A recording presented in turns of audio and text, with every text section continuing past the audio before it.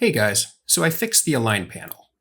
AlignAll is a panel that allows you to align and distribute 2D and 3D layers, like you can see here. AlignAll works similar to Illustrator, allowing you to align objects based on composition, selection, or key object, which I'm using here. AlignAll also evenly distributes layers of different sizes, just like Figma. And let's get this last little bit right here. Okay, to get to AlignAll, go up to Windows, Extension, AlignAll. Okay, so this can get complicated, so we're going to start pretty basic. We're going to start with a comp that has 3D layers, but there's no depth. All their Z position values are at 0, and there's no camera. Now, when you have a comp that has no camera, the drop-down menus here only give you the options of View and World. You don't get View via World until you have a camera in your comp. View works by moving objects left, right, up, or down based on the view, or your camera if you have one. And World works by moving objects based on their X, Y, or Z coordinates. Now, when you don't have a camera, View and World basically work the same way. So right now, I'm just going to click on View. The next thing to go over here is let's talk about the Align To. You can choose to align to the comp, to your selection, or to your key object. So I'm going to select comp, and now you'll see when I'm aligning objects, they're aligning based on the comp. So the left edge of the comp, the center of the comp, the right edge of the comp. You can do horizontal and vertical center in one click. And then there's top, vertical center, and bottom. Because there's no depth, these buttons won't do anything. And in fact, if your layers were 2D and not 3D, those options get grayed out. If we switch to selection, it works the same way, only now it's based on your selection and not the comp. So left, center, right, center of your selection, top, center, bottom. And then key object works on whatever the last selected layer you have. So right now it's the rocket, but if I want to switch it to the pentagon, I'll just deselect the pentagon, then reselect it. Now that's my key object, and now I'm aligning based on that. And this all works with 2D layers too. So now let's talk about the via parent option. So if I create a null, and I'll move it over here, I'll scale it up, and I'll rotate it some.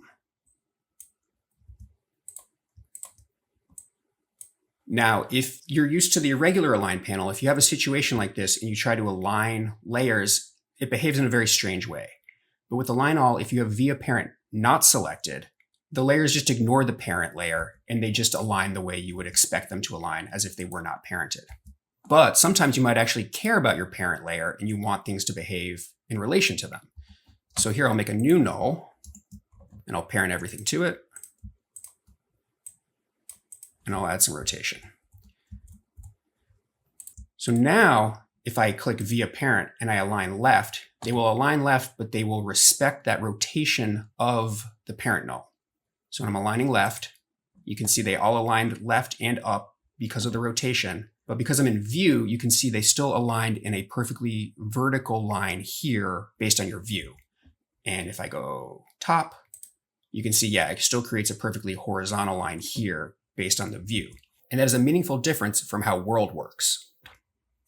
Now, when we switch to World and I align left, it actually respects the vertical alignment of your parent null because that's like the world space now that it cares about. It's saying that up and down is actually diagonal, right? And if I align it to the top, you can see it aligns diagonally this way. And I think that in a nutshell is the difference between view and world. World respects the actual X, Y, and Z values of either the world or your parent null, and view respects the horizontal, vertical, and depth that you see through the camera or viewpoint, even if that happens to be different than what the true world values are. Okay, let's undo that and talk distribute. How distribute works is it evenly distributes objects based on the space between them, regardless of if they have different sizes. So for instance here, each one of the spaces between these layers is now the same. And that's different than how the regular align tool works, which will evenly distribute layers center points, left edges, or right edges. But if your layers are different sizes, then the distribution does not look even, whereas the AlignAll tool does. And if everything is parented to a null and you want to respect that null's rotation, select your layers, and then select via parent in the distribution, and it gives you even distribution based on the rotation of the parent null. Okay, so now let's add a little complexity to this by including depth. So here you can see our layers have different depths in them. This is a top-down view.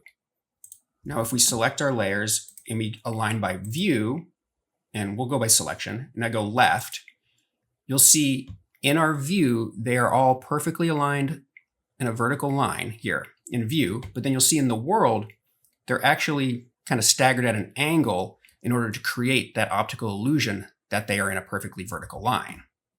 But if we switch to align by world, and now we align left, you can see in the world, they're all aligned to the left, but in your view, if they have different depths, they won't look aligned unless I also align their depths here. So I can align it to the back.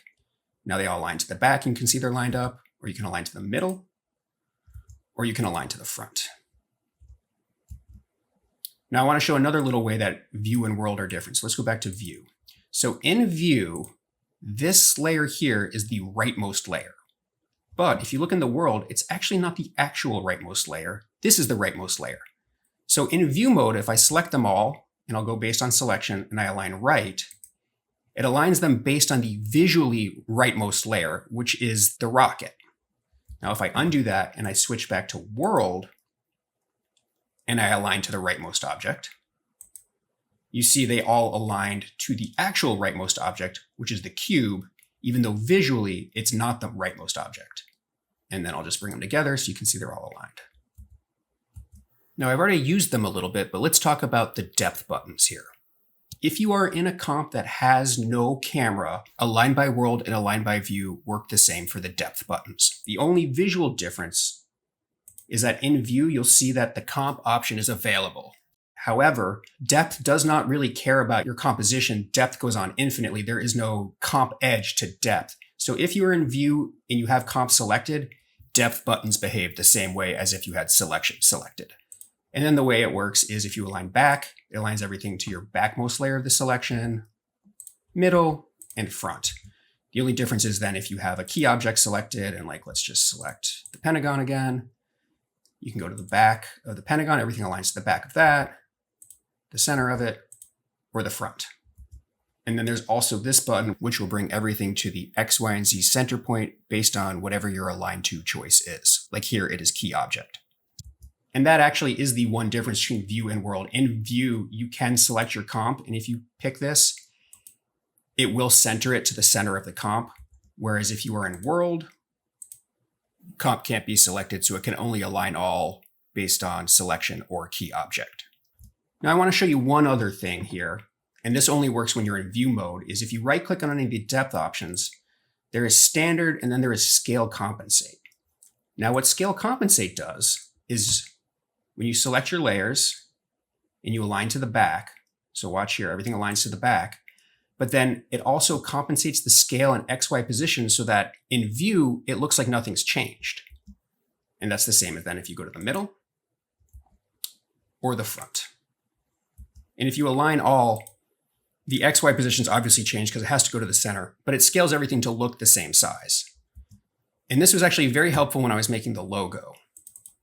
So when I was making my logo and I put my lights in, I realized that I had put these icons too far forward and they weren't casting shadows where I wanted them to cast, but I liked the visual two-dimensional view of where these layers were. So to fix this, normally it would be kind of a pain. You'd have to move it back and scale it up and try to get it to look the same. But what I did was I just created a null, made it 3D, put it at the depth I wanted everything to line up to, and then I selected everything, made sure I had scale compensate on, and then I aligned everything to the back of the selection. And so now everything moved back and cast shadows the way I like, but visually in a two-dimensional plane, the image looks the same. And now let's just real quick talk about working via parent now that we have depth. So I'm going to add a null, make it 3D, parent everything to it, and I'm going to rotate this null. I'll move it up a little. Okay, so now you can see our layers are rotated in space. So now if I select these layers and I enable via parent and I switch to world, because usually when you're doing via parent, you want things to be based on the world value, not your view. And now if I align depth to the back, you see they move down based on the rotation of that null so that they're now actually all in the same depth as this align all. I'll switch this to a left view. It might be a little easier. So yeah, I'll depth align via parent to the back. You can see then they all align to the back layer, the middle layer, or the front layer. You can see they're all aligning their depth based on the rotation of the shared parent null. And now that we have depth, we can also talk about the difference in distribute in view versus world. And let's just move this over a little bit more. And then let's put everything on an even line so it's a little easier to see. So when a view is selected and I distribute everything horizontally, you can see it is visually evenly spacing everything out. However, if you look at the top view, that is an optical illusion.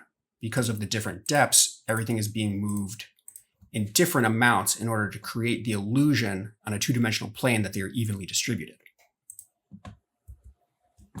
If you switch to world view, and then you align them horizontally, it's distributing their true world X values evenly, but they look a little weird because they're at different depths. If you then switch to world here and bring everything together, you can see they actually are evenly spaced. And now let's talk about when you have layers with depth and a camera with rotation. So here I'm going to create a camera, and I'll also create a null, and I'll parent this camera to the null and give it some rotation. Hey guys, welcome to the AlignAll tutorial. And now let's talk about view in this situation. So here, when I align to comp by view, you can see the layers are moving horizontal based on the camera plane, right based on the camera plane, up. So if I was to zoom out and select the camera, you can see the angle of the camera here. And as I am selecting my layers and I'm moving them to the left, they're moving to the left based on the plane of the camera. And depth works the same way. If I change the depth to the back, what it's going to do is it's going to look at what is the layer that's farthest back in relation to the camera, which I believe is this one. So when I select all my layers and I align to the back depth, you can see they are all aligned to the back layer depth based on the camera. And that's then the same for the middle and for the front. Now, if I switch to world and I align to the left, you can see they are aligning still to the true X value alignment that's the same. And if I bring them together, you can see they're aligned. But world does not care about your camera view. It only cares about the actual world values. And distribute works the same way. So I'll go to view, I'll align it in view to the center, maybe give it a little more space. Then I'll select these layers and I'll distribute based on view, and they look evenly distributed in camera, even though you can see in the world space, they are not.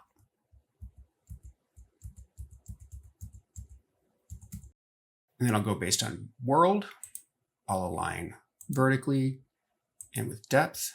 Then I'll distribute horizontally based on the world. And then you can see here, they're evenly distributed based on world values.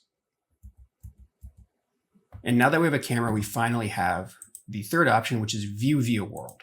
Now, view via world is kind of a hybrid of the two. The way it works is it looks for its aligned targets based on your view, but then the way it moves them there is based on the world. So with view via world selected, if I align left with comp selected, it aligns everything to the comp's left edge, but you can see it's moving only the X values of each layer. And the same if we go to the right edge, right? So instead of moving parallel to the camera plane, it's moving them based on their world values, but to a view target point. So I'll go to align to selection and I'll align left. You'll see they create a vertical line on the leftmost selection, but they got there just by changing their X value. Meaningful difference and that is a meaningful difference. And yeah, there you go. That is an overview of how AlignAll works. I hope you find it useful.